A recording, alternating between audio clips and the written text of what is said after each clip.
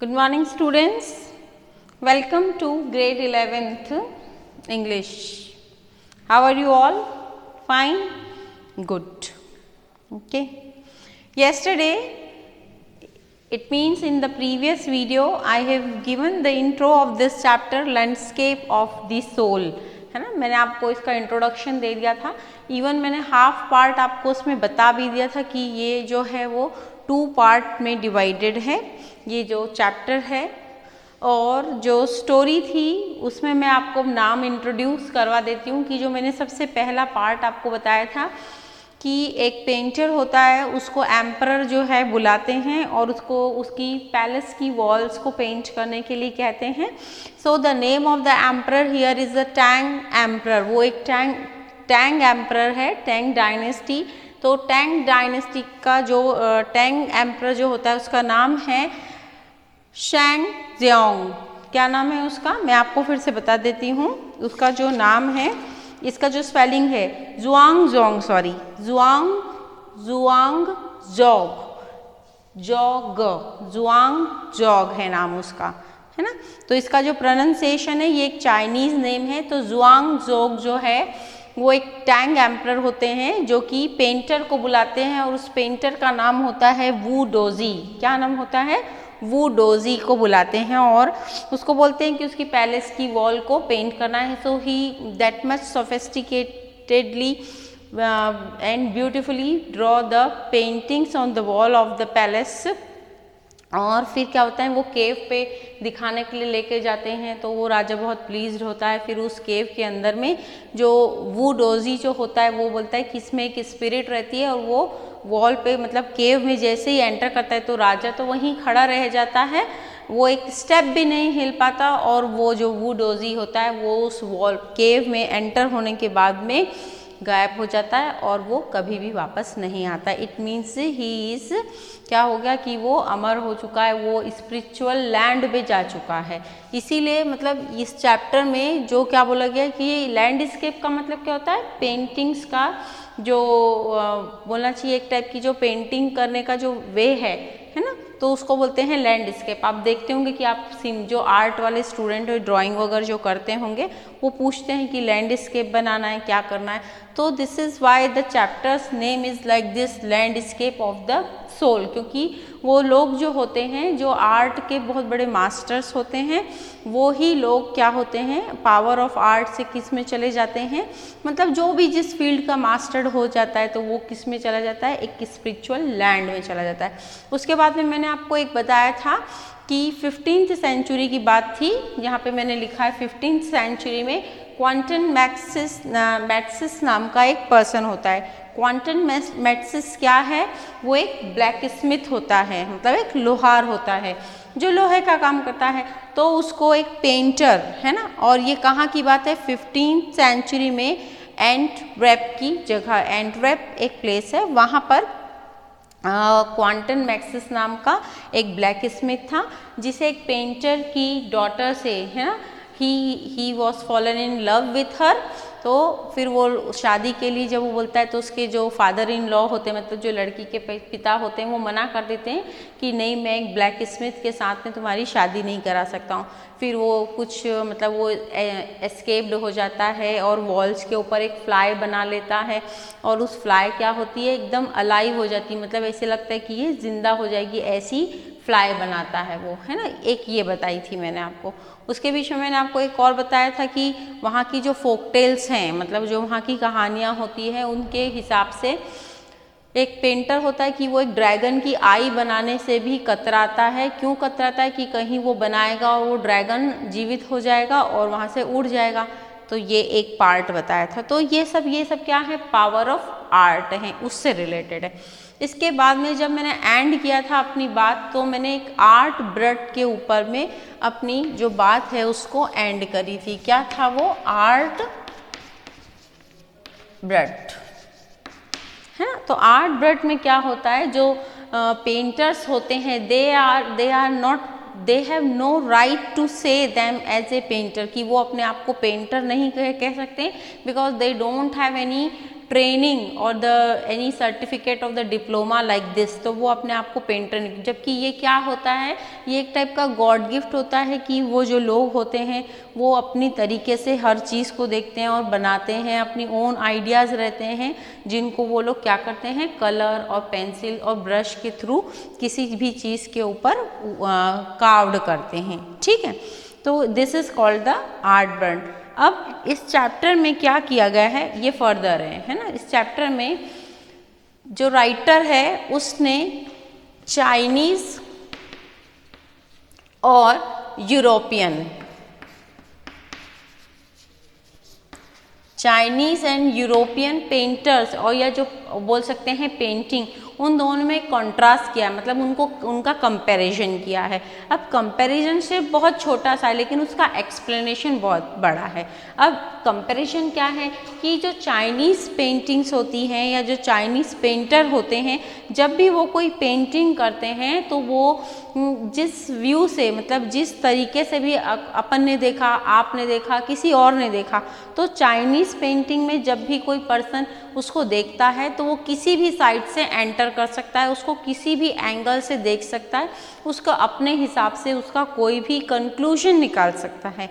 But as compared to the European paintings and the European painters, what the painter had their mind, what their मतलब वो क्या सोच करके paintings को बनाते हैं, वो यही डिपिक्ट करना, यही सोचते हैं या वो यही चाहते हैं कि जो जिस पॉइंट ऑफ व्यू से उन्होंने पेंटिंग करी है पर्सन को, वो ही उसका एक्चुअल वो ही प्रिडिक्ट करे, ना कि वो किसी और वे में इस पेंटिंग को लें। This was the biggest reason, है ना, this was the biggest difference between the Chinese painting and the European painting. Once I am going through the para, तो यहाँ पे जो अभी मैंने आपको डिफरेंस भी बता दिया कि क्या डिफरेंस था, है ना friends.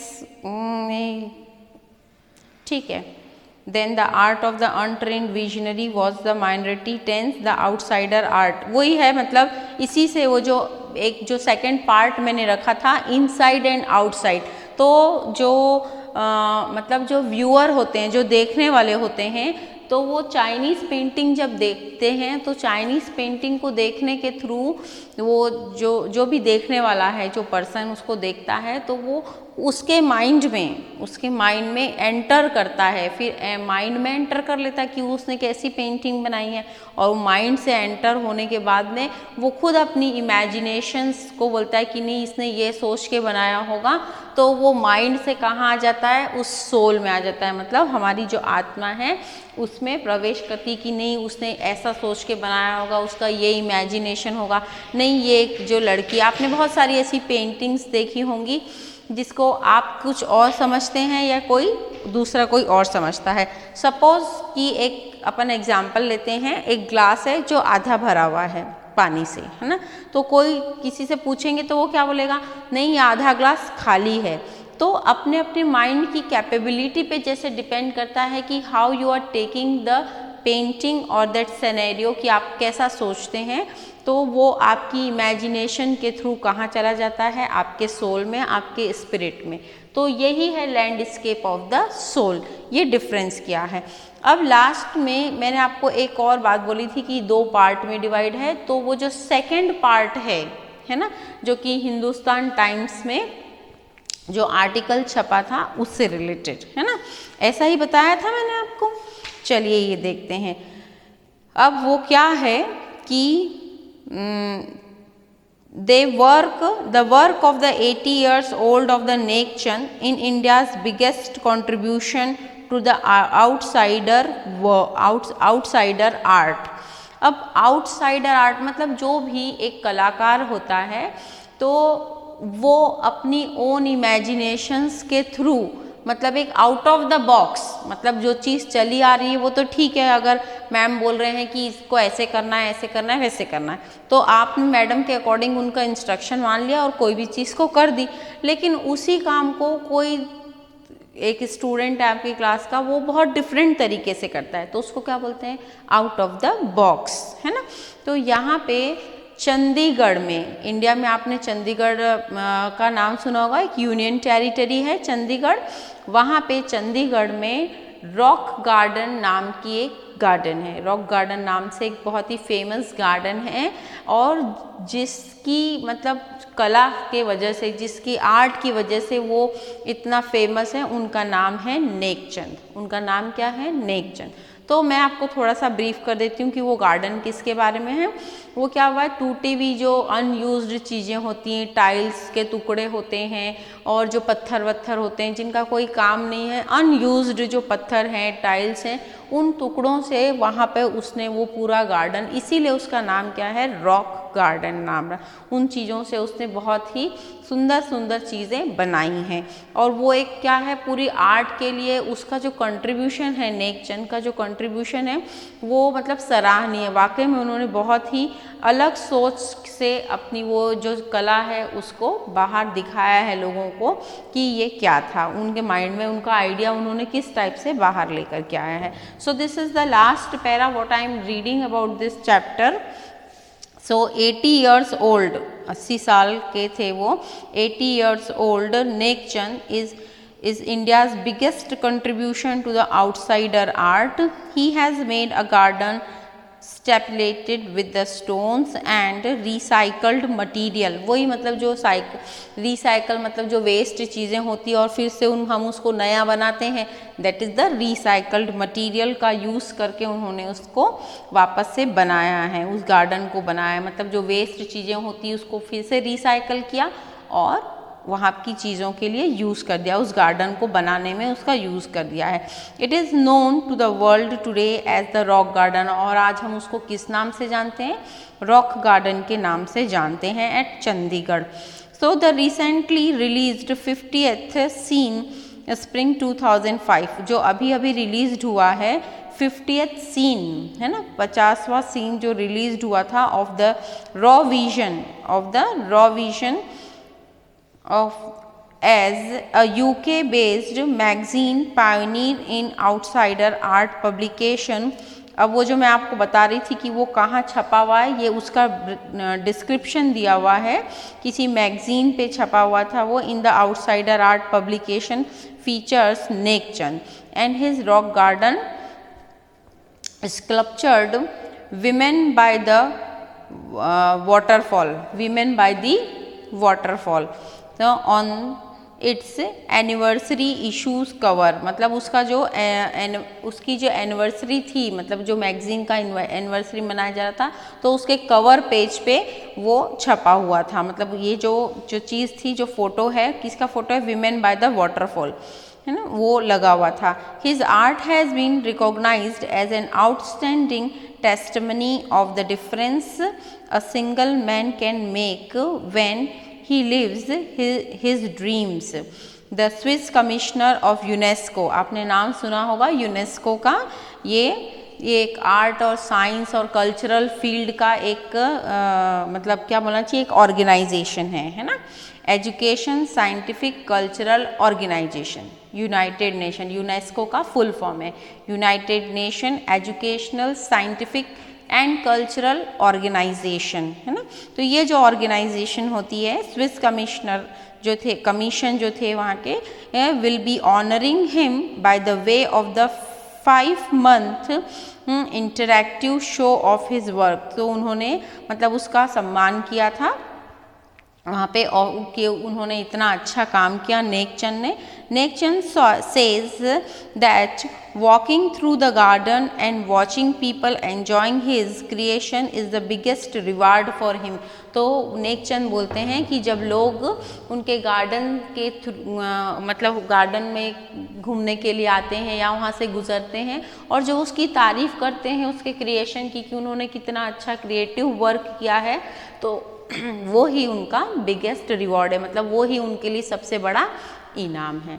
So this is the 2 stories related to the inside and outside art inside and outside the art and the power of the art.